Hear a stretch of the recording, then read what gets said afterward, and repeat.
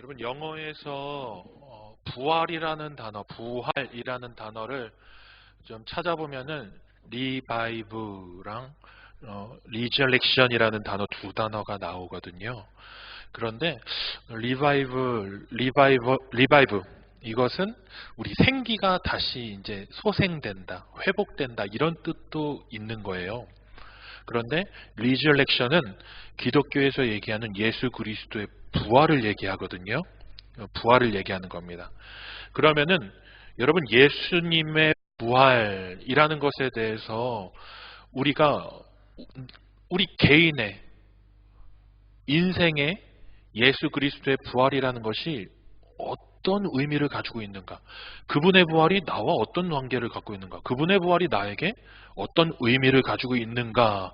이것이 우리의 신앙 안에서 정리되고 해결되고 구체화되지 않으면은 기독교 신앙을 우리가 갖는다라는 것들은 굉장히 좀 장애가 있습니다. 거긴 그 안에서는 신앙이 있다 없다를 논할 수 있는 단계가 될 수 없다라는 것이죠.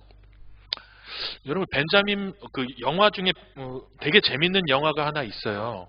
벤자민 버튼의 시간은 거꾸로 간다라는 영화가 있습니다. 혹시 보신 분 계십니까? 우리 교회에서 틀어줬나요? 틀어진 적 없죠? 그 벤자민 버튼의 시간은 거꾸로 간다라는 영화가 원래는 소설인데 이제 스콧 피츠제럴드라는 사람이 쓴 이제 소설인데 이 소설가가 쓴 소설 중에 또 유명한 소설이 또 있어요. 뭐냐면은 위대한 개츠비라는 소설이 있어요. 그런데 이 벤자민 버튼의 시간은 거꾸로 간다의 이제 간략적인 내용 스포해도 됩니다. 아주 오래됐고 텔레비에서 많이 하니까 그 1918년도에 이제 1차 세계 대전 때에 그 뉴올리언즈에서 한 아이가 태어났는데 이 아이가 어떤 아이로 태어나냐면은 아이가 딱 태어났는데 80대 할아버지의 얼굴이. 아이가 딱 태어났는데 80대 할아버지의 몸으로 아기가 태어난 거예요. 그리고 나서 이 80대 할아버지로 태어난 이 아기가 이제 자라야 되잖아요. 버려졌어요, 부모에게. 그래갖고 흑인 부모님에게 이제 흑인 유모가 있는 그 가정에 버려져서 이제 거기에서 양육을 받게 되는데 이 아이가 점점 크는데 우리는 아기가 점점 커서 소년이 되고 청년이 되고 또 중년이 되고 이제 뭐죠? 예, 아직 노년도 요즘은 청년이시죠? 예, 청년이 되고 그리고 점점 해서 어디로 가죠? 어디로 가죠? 예? 관으로요? 예, 이게 되게 중요합니다. 어디서부터 와서 어디로 가는지, 어디서부터 왔는지 거의 대부분의 사람들은 몰라요. 그런데 대부분의 정말 많은 사람들이 가는 마지막 종착점이 다 달라요.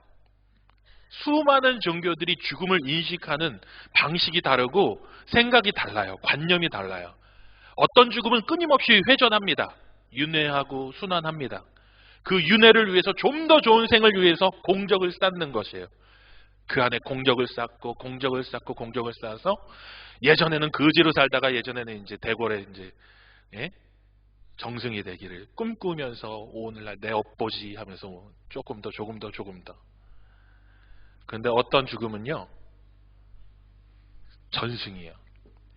내 아버지가 죽으면 내 아버지의 영혼이 자녀에게로 흘러간다는 이런 죽음에 대한 관념을 갖고 있는 민족들도 종족들도 있습니다. 어떤 사람은 생명을 가지고 있는 생각하는 우리 인간으로서 살다가 어떤 존재는 나중에 윤회해서 뭐 이렇게 뭐 꽃이 되기도 하고 풀이 되기도 하고 나무가 되기도 하고 이런 죽음에 대한 인식이 천차만별이에요. 그런데 이들이 하나같이 어디에서 시작됐는지 어디에서부터 시작됐는지에 대해서는 우리가 잘 인식을 못하고 생을 시작하는 것들을 우리가 보게 됩니다. 생명이 어디서부터 시작되어지는가 그리고 생명의 끝이 어디인가 그것들을 우리가 정리하고 구체적으로 내가 인식하는 것이 우리의 신앙에 있어서 믿음 생활의 여정에 있어서는 정말 중요한 문제라는 것들을 우리는 염두에 두고서 신앙생활을 해야 된다는 것들을 말씀드리고 싶습니다. 이 벤자민 버튼이 할아버지로 태어나갖고 나중에 돌아가실 때는 어떻게 돌아가셨을까요?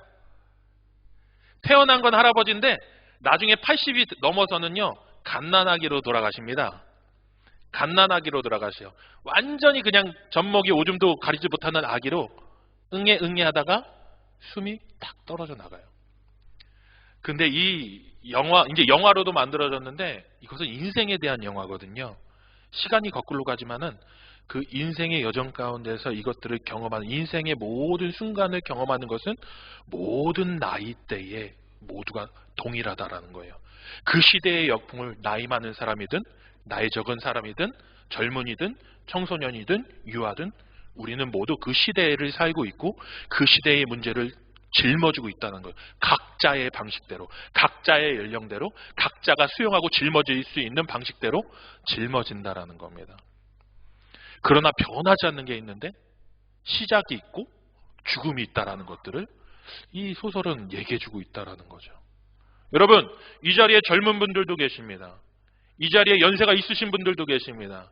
저처럼 아직도 너무 젊어갖고 먼 미래를 바라보지 못하는 젊은이들도 있고 주님 만날 날을 속히 기다리시는 분들도 있을 것입니다.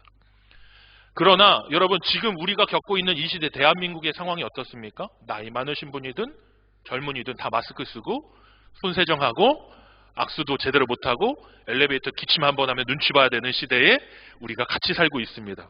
할아버지가 기침을 하든 젊은이가 기침을 하든 우리는 다 죽음의 공포 앞에, 두려움 앞에서 똑같이 이 시대의 문제를 같이 짊어지고 있습니다. 모든 사람이 그렇습니다. 그러나 우리가 그리스도인으로서 신앙을 갖고 있는 사람들과 신앙이 없는 사람들, 기독교의 기본 진리와 기독교가 얘기하는 예수 그리스도의 복음이 가지고 있는 진리를 붙잡고 있는 사람과 그냥 세상에서 많은 윤회를 얘기하고 다른 죽음을 얘기하고 있는 사람들이 가지고 있는 생과 사의 인식은 완전히 달라야 된다라는 것들을 우리는 인식하고 고백해야 한다라는 것이죠. 여러분, 다르십니까? 그렇다면 이 시대가 가지고 있는 이 두려움 앞에서 우리의 태도와 우리의 방법과 우리의 어떤 처세술은 달라야 하지 않겠습니까?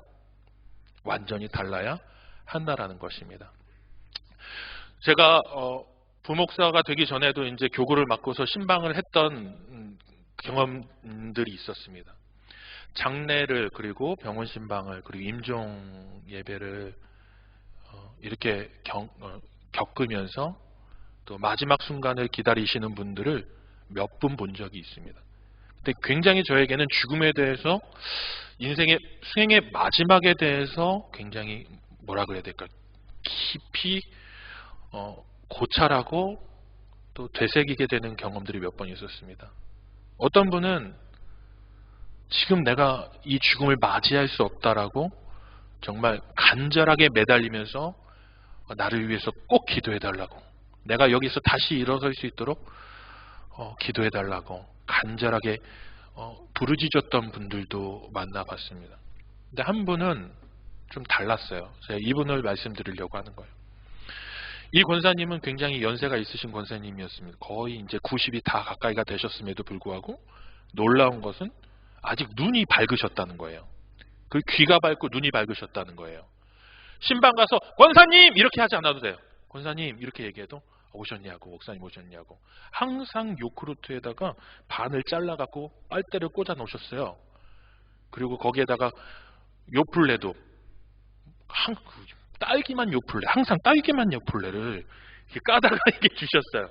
그리고서 여분으로 요구르트 2개하고 요플레 3개 정도로 꼭 챙겨주셨습니다. 가서 먹으라고. 근데 이분이 하나님이 부르시기 직전에 이제 이분 돌아가십니다 해갖고 갔는데 안 돌아가셨어요. 이분 지금 돌아가시니까 빨리 오시라고 목사님 갔는데 살아나셨어요. 그렇게 한 3번을 찾아간 적이 있었습니다. 그렇게 3번을 찾아갔는데도 불구하고 마지막에 신방할 때까지도 제가 그 신방 설교를 하는 것들을 다 들으셨어요. 믿으시죠? 아멘 하시죠?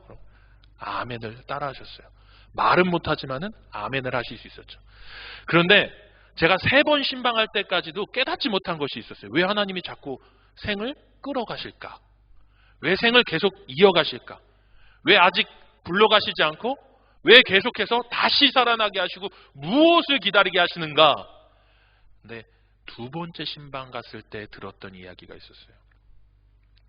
자녀들이 너무 잘 됐습니다. 둘째 아들이요, 아주 유명한 어떤 연구, 카이스트 나오셔서, 나사에서 일을 하셨어요. 나사. 아시죠? 나사. 나사에서 일을. 전 나사는 텔레비에서만 보던 그 나사. 이거 아닙니다. 예. 나사에서 일하는 둘째 아들이 계셨어요. 근데 첫째 아들이 또 있었다라는 것들을 알게 되었어요. 신방할 때까지 첫째 아들이 있었다는 얘기를 한 번도 안 하셨거든요. 근데 첫째 아들 얘기를 하시는데 뭐냐면은, 첫째 아들과의 관계가 딱 어그러진 적이 있었다는 거예요. 이 권사님께서 둘째 아들을 기도하면서 공부시켰지만 첫째 아들도 기도하면서 잘 되기를 원했는데 첫째 아들은 방향이 달랐던 거죠. 근데 둘째 아들은 어머니 말에 순종하면서 어머니를 잘 따랐어요. 근데 첫째 아들이 탕자네요. 사업하겠다고 어머니한테 돈 좀 얻어다가 사업하고, 또 어머니 남은 재산 좀 달라고, 나 죽게 생겼다고 달라고. 그러다가 도저히 안 되겠으니까 이 권사님이 너 그러려면 오지 마라. 딱 선을 그은 거예요. 근데 그 선을 그으면서 이 권사님이 자식과 부모의 연을 끊을 수 있습니까? 예? 못 끊으시죠? 예, 끊는 분들도 있긴 해요. 근데 못 끊죠. 너 오지 마라 했지만 그게 오지 마라가 아니잖아요. 근데 이 첫째 아들은 어머니가 날 버렸다. 끊었다. 그리고 나서 그 후로부터 거의 15년 이상을 어머니를 찾으러 오질 않는 거예요. 어머니께 거의 죽기 직전에 병원에 입원해갖고 돌아가시게 생겼는데도 오지 않았어요. 근데 제가 그 3번 마지막 신방하는 기간에 마지막 3번째 신방을 하고 나서 이 첫째 아들이 오셨다는 거예요.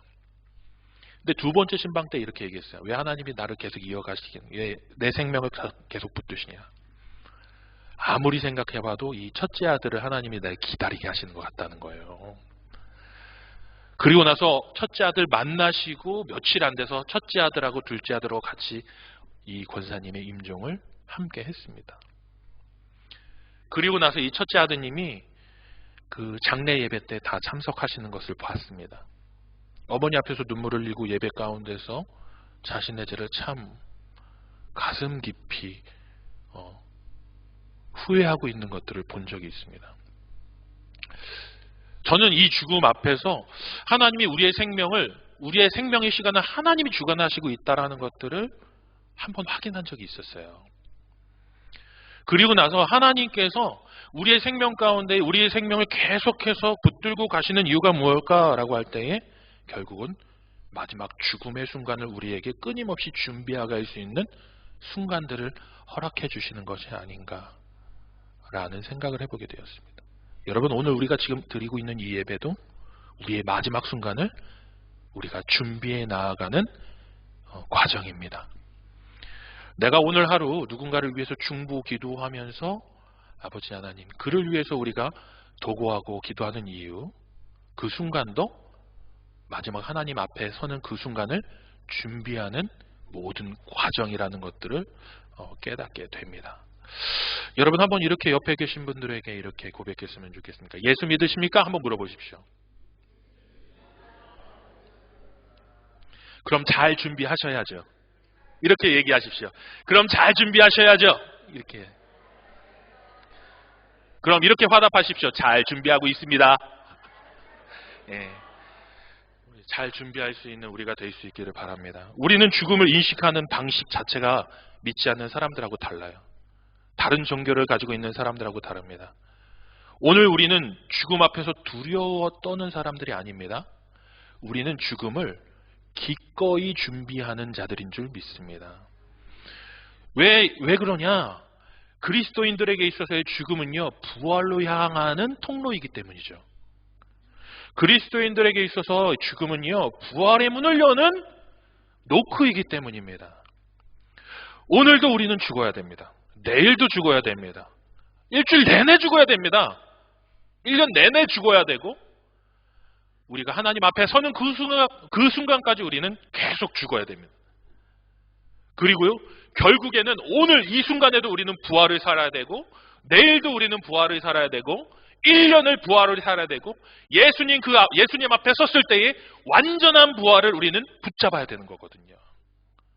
그래서 우리에게 있어서의 죽음의 인식은 믿지 않는 사람들하고는 완전히 달라야 한다라는 것들을 말씀드립니다.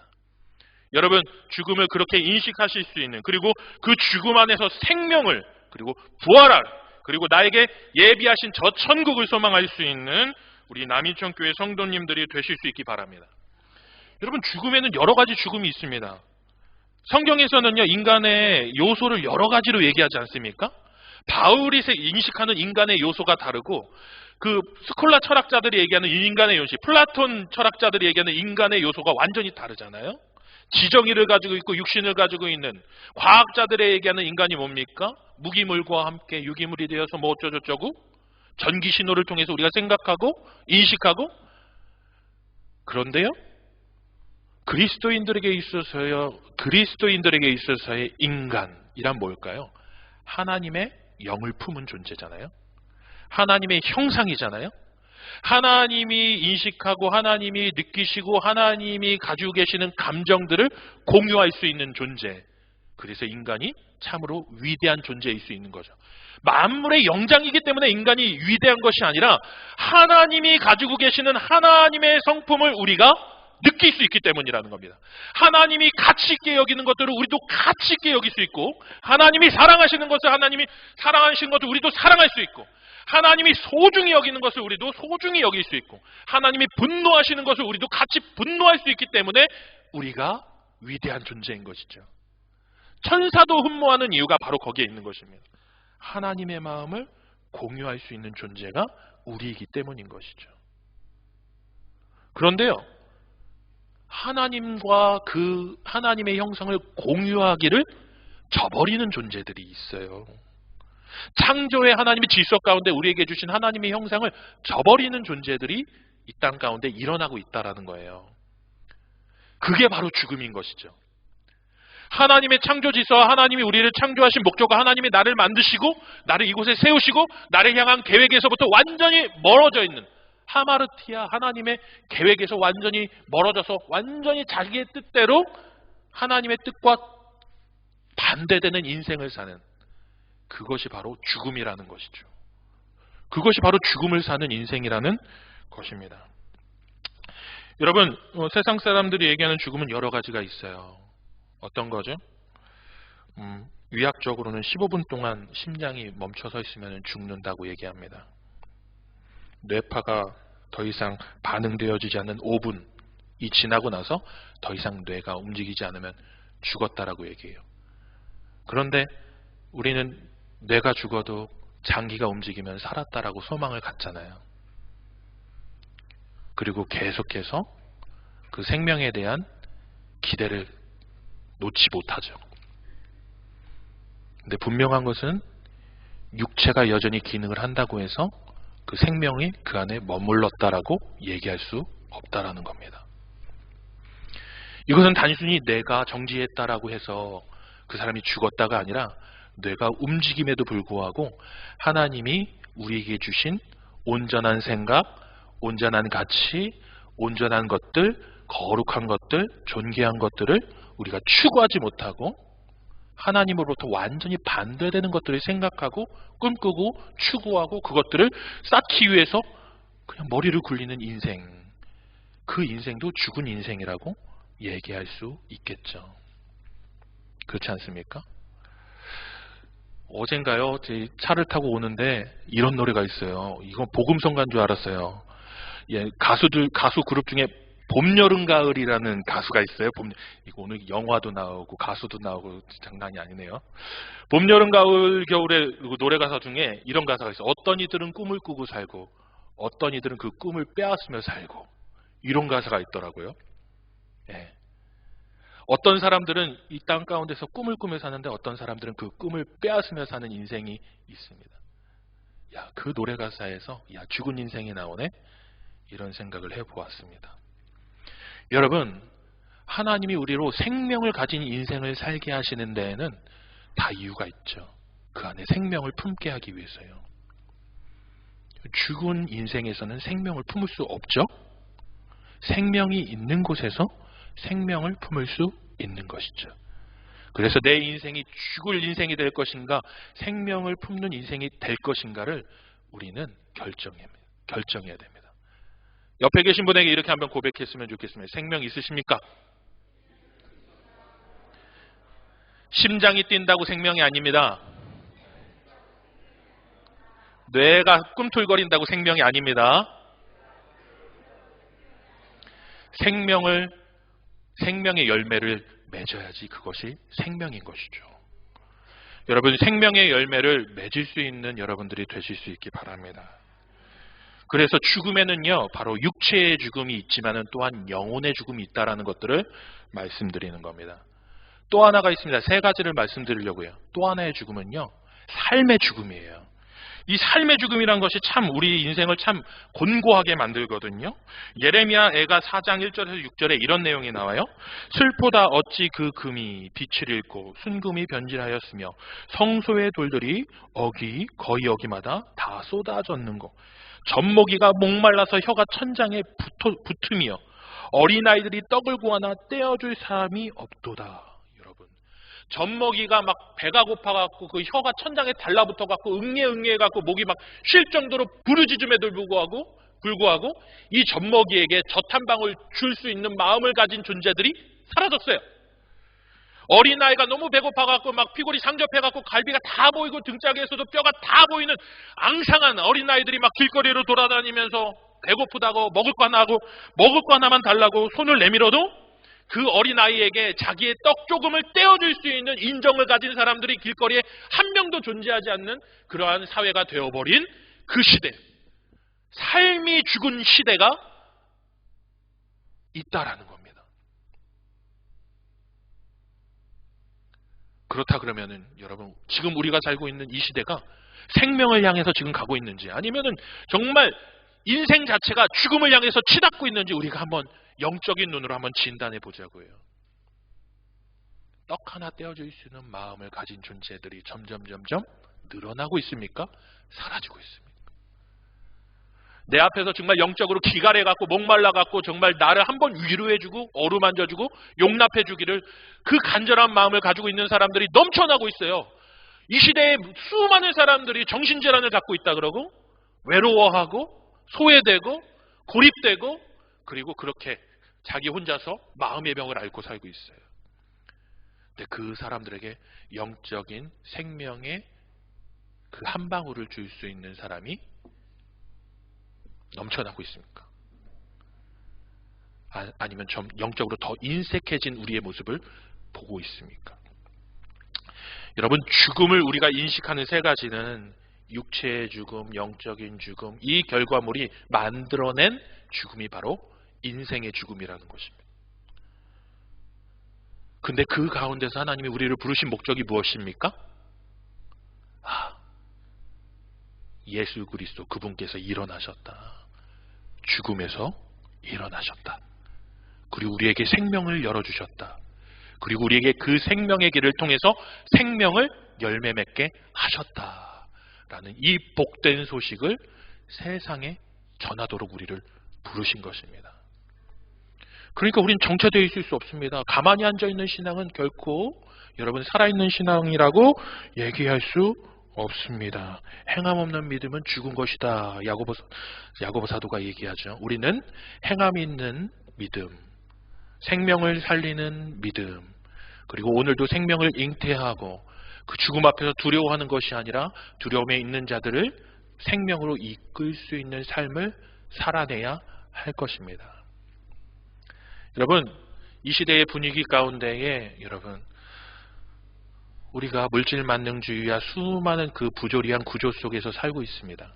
근데 두 가지의 선택을 할 수 있습니다. 이 구조는요, 생명을 잉태할 수 있는 구조가 아니라 나의 생명을 위해서 내 옆에 있는 사람의 꿈을 빼앗아야 되고 생명을 빼앗아야 되고 무엇인가를 내가 가지고 와야지 내가 살 수 있다라고 얘기합니다. 근데 복음에서는 그렇게 얘기하지 않습니다. 내 생명을 주면 내가 사는 것이죠. 내 것을 주면은 생명이 두 개가 된다라고 얘기하는 것이 바로 복음인 것이죠. 여러분, 우리를 하나님께서 그러한 목적으로 부르신 줄 믿습니다. 우리에게 부활의 소망을 주신 이유는 거기에 있습니다. 생명을 잉태하고 생명을 창조하기 위해서입니다. 생명을 창출하기 위해서, 절망에 있는 자들에게 소망을 주기 위해서 우리를 부르셨습니다. 그렇다면 우리의 죽음을 향한 인식이 바뀌어야겠죠? 우리의 죽음을 향한 인식은 절망과 두려움이 아니라 부활과 소망을 향한 관문이다. 그럼 무엇이 죽어야겠습니까? 세상 사람들은 육체가 죽는 것이 두려워하고 내 삶이 피폐해서 죽어가는 것들을 두려워하지만은 우리가 죽음을 추구해야 되는 죽음은 무엇이냐면은 그 세상이 욕심부려라, 채워라, 더 많이 쌓아두어라, 더 많이 너의 것들을 취해라. 그것들을 네가 취하기 위해서 옆에 있는 사람들을 밟고 올라가도 돼. 옆에 있는 사람들 죽어도 돼. 너는 살아도 돼. 이렇게 얘기하면서 세상이 얘기하는, 공중권세 잡은 자가 얘기하는 하나님의 복음과 완전히 반대되어지는 사망이 우리에게 얘기하는 그 생명을 추구할 수 있는 방식을 완전히 거부하고 주님께서 우리에게 보여주셨던 생명을 창출할 수 있는 죽음을 우리가 우리의 삶 가운데에 날마다 쳐서 복종하면서 죽어야 된다는 거죠. 오늘도 나의 욕망과 나의 욕심과 나의 야망을 쳐서 복종하여 죽일 수 있는 자의 삶을 살 수 있기를 바랍니다. 그리고 그 안에서 생명을 추구할 수 있는 우리 남인천교회 성도님들이 되실 수 있기 바랍니다. 이제 우리가 삶의 자리로 돌아갑니다. 우리 삶의 자리 가운데서는 우리를 통해서 생명으로 인도되어지기를 하나님께서 기대하시는 영혼들이 분명히 있을 것입니다. 이 시간에 같이 한번 기도하기를 원하는데요. 우리가 기도하면서 주님 앞에서, 주님, 나를 통해서 누군가 생명을 품고 생명을 바라볼 수 있기를 주님께서는 계획하고 계시는데 누구입니까? 그리고 내가 그에게 찾아갈 수 있는 기꺼이의 마음을 달라고, 그리고 그 안에서 내가 주님, 정말 주님이 나에게 주시는 참된 기쁨과 넉넉함과 평화를 누릴 수 있도록 도와달라고 이 시간에 같이 한번 기도하도록 하겠습니다.